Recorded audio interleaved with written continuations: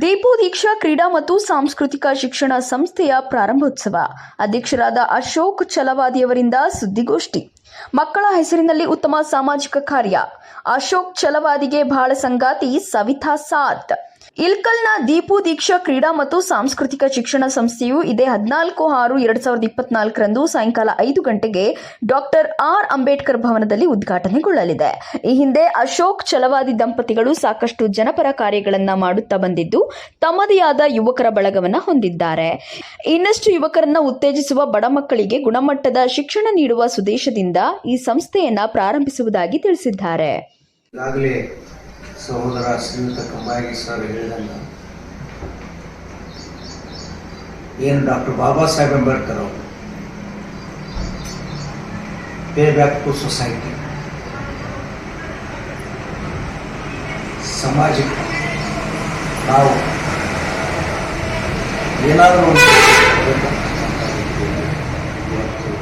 ನಮ್ಮ ಮಹದಾಶೆ ಇಟ್ಕೊಂಡು ನಮ್ಮ ಸಹೋದರ ಶ್ರೀ ಅಶೋಕ್ ಛಲವಾದಿ ಅವರ ಧರ್ಮಪತ್ನಿಯವರಾದಂಥ ಶ್ರೀಮತಿ ಸವಿತಾ ಅಶೋಕ್ ಛಲವಾದಿಯವರು ಮತ್ತು ಅವರ ಮಿತ್ರರು ಕೂಡಿಕೊಂಡು ಇಂತಹ ಒಂದು ಕ್ರೀಡಾ ಮತ್ತು ಸಾಂಸ್ಕೃತಿಕ ಶಿಕ್ಷಣ ಸಂಸ್ಥೆಯನ್ನು ಸ್ಥಾಪನೆ ಮಾಡಿದರು.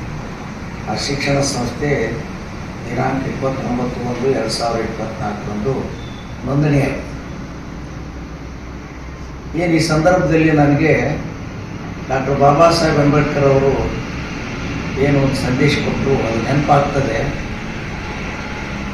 ಜುಲೈ 18 ಮತ್ತು 19, 1942ರಲ್ಲಿ ನಾಗ್ಪುರ್ನಲ್ಲಿ all India scheduled caste federation ಅಂತ ಒಂದು ಸಂಸ್ಥೆಯವರು 1942 ಜುಲೈ 18 ಮತ್ತು 19ರಂದು all India scheduled caste federation ಅಂತಕ್ಕಂಥ ಸಂಸ್ಥೆಯವರು ಡಾಕ್ಟರ್ ಬಾಬಾ ಸಾಹೇಬ್ ಅಂಬೇಡ್ಕರ್ ಅವರಿಗೆ ಸನ್ಮಾನ ಮಾಡ್ತಾರೆ, ಅದ್ದೂರಿಯಾಗಿ ಸನ್ಮಾನ ಮಾಡ್ತಾರೆ. ಆ ಸಂದರ್ಭದಲ್ಲಿ ಮದ್ರಾಸ್ ಪ್ರಾಂತದಿಂದ, ಪಂಜಾಬ್ ಪ್ರಾಂತ್ಯದಿಂದ, ಇತರೆ ಎಲ್ಲ ಪ್ರಾಂತಗಳಿಂದ ಈ ಶೋಷಿತ ಸಮುದಾಯದ ಕಾರ್ಯಕರ್ತರು, ಮುಖಂಡರುಗಳು, ಮಹಾನ್ ವ್ಯಕ್ತಿಗಳು ಪಾಲ್ಗೊಂಡಿರ್ತಾರೆ. ಅಂತಹ ಸಂದರ್ಭದಲ್ಲಿ ಆ ಒಂದು ಸಮಾವೇಶ ಉದ್ದೇಶಿಸಿ ಡಾಕ್ಟರ್ ಬಾಬಾ ಸಾಹೇಬ್ ಅಂಬೇಡ್ಕರ್ ಅವರು ಹೇಳ್ತಾರೆ, ನೀವು ಶೋಷಿತರು ಶಿಕ್ಷಿತರಾಗಿ